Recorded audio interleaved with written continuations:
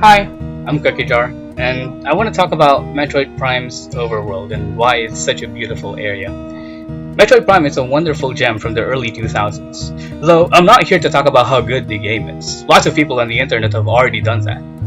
Instead, I'd like to focus on one area in particular that has piqued my attention ever since I set foot in it. That, of course, is Metroid Prime's starting area, Tallon Overworld.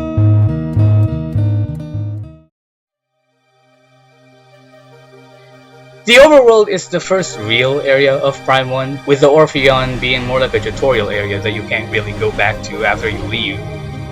Tallon serves as kind of a main hub for the rest of the game, as it's the area that you'll be going back to most frequently, whether it's because the game is leading you there via its scan data hint system, or because the elevator to your area of destination is connected back to the overworld. Either way, Overworld is going to be an area that the player will be passing back through a lot.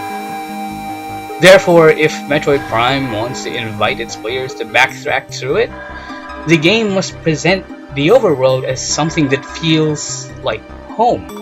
An area that players can go back to and feel reprieve, knowing that there's no more threat. A safe haven, if you will. This feeling of home is something that the Overworld perfectly nails. Right off the bat, when you leave the frigate and land on Tallon Overworld, you might come to expect a desolate landscape awaiting you. Instead though, the game greets your face straight with a waterfall, a river, and rain trickling down through the overhanging leaves, gliding down Samus's visor when she looks up. This introductory area feels so serene. Of course, even if I call the Overworld as the game's home, quote unquote, it isn't going to be anyone's home on their first arrival, right? The game, however, does a fantastic job of letting you sit down, kick your feet back, and make yourself at home, especially after that stressful escape sequence that you just did.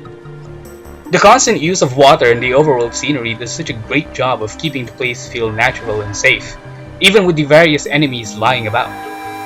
Of course, Metroid Prime is still a 2002 game, so the water in the game doesn't have any physics or anything, and it's mainly just a blend of textures and particles that give the effect of rushing water. But even if it's not trying to be convincing, it works well, okay?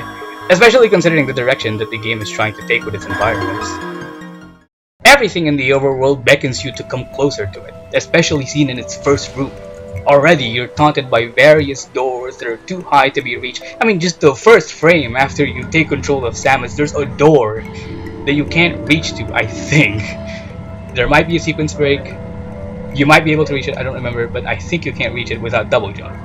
And if you look just behind Samus' ship, you'll find some holes in the wall that you can't quite crawl through. Although, if you're familiar with any Metroid game, you'll know that you need one of Samus's famous upgrades to go exploring in there. That being, of course, the Super Missile. Anyway, your first encounter with the overworld is sadly kinda short-lived as you're funneled directly into Chozo Ruins shortly after arriving. Though that being said, you will be coming back to the overworld very often, even if it's just in passing, so you definitely won't miss the scenery or anything. One thing to note with the overworld is that enemies almost never become harder as you progress through the game. In other areas like Chozo Ruins or Phendrana Drifts, some of the common enemies that you first encounter get replaced by the area's mini-bosses after you defeat them. I assume the developers did this to keep you on your toes while you're exploring, but this is almost never the case with the overworld. All of the enemies and their strengths and even in their numbers never get changed no matter how far you are in the game. You know, and this might seem insignificant, but this is crucial in making the overworld feel like home, because you always feel safe in it. No matter how far you are in the game, it's a safe heaven. A heaven? It's a safe haven. Like an inn in an RPG that lets you heal your whole team for free after you defeated a tough boss fight.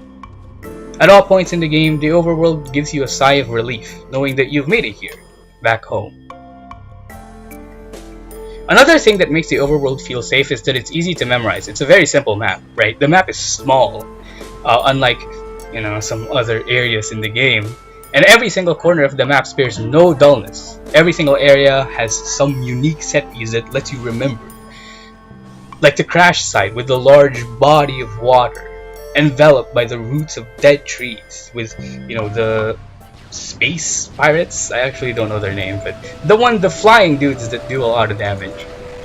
Some players might have this area ingrained in their mind, like me when I first explored it, because I got to the Tallon Overworld when I first got Morph Ball, and I got to the frigate crash site and I met with deadly robots, and I went back out as soon as I went back in, but I kept it in my mind. Not to mention the whole underwater section leading to the reactor core that has its own amazing environment separate to the one seen in the overworld, but stupendous in its own right. Like, are you seeing the details here? The wreckage, the tentacles crawling out to come get you, every single debris feels like it serves some purpose in fulfilling the vision that the creators of the game had. And maybe I'm just a sucker for, you know, wreckage ships. I mean, I also like the wreckage ship in Super Metroid, but, you know, that's beyond me.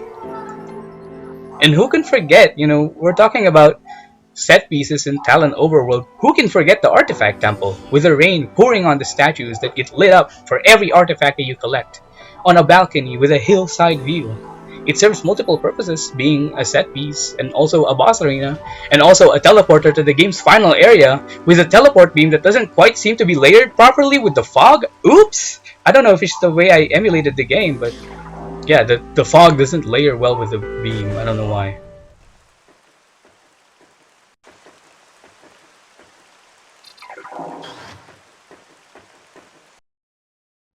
Where was I? Oh yeah, Tallon Overworld is such a calming place. It's so well designed, it's so well created. I only recently finished Prime 1, but I felt so compelled to make this video just because I love this area so much. And not to mention, I'm only talking about the original Prime 1 here. I haven't played the remastered version myself, but looking at gameplay footage online, the Overworld remake looks just as, if not more, scenic than the original. The team behind the remastered games did a really good job of encapsulating the unique feeling that the overworld of the original game had. And what is that feeling? The feeling of being at home. Anyway, I just wanted to make a short little video essay, I guess, on why I really like the overworld and Metroid Prime. I just recently finished the game and I really fell in love with it, so that's why I made this video. Yeah, that's about it. Thanks for watching.